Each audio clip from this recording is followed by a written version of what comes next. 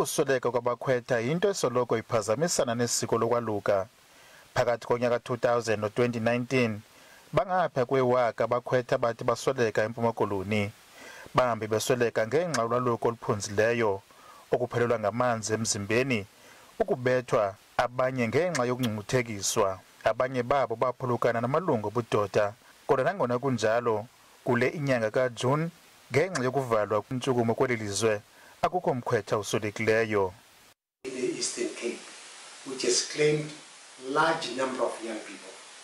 So our concern really is that this COVID-19 regulations have actually assisted in curbing and saving the lives of many young people who would at this time have died and perished.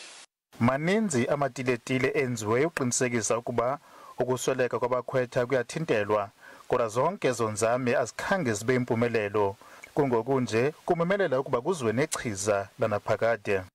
Calling on all our traditional leaders, wherever they are, and the initiation practitioners and surgeons to make sure that when that time comes to open the initiation schools in our country, our young men go there and come back alive.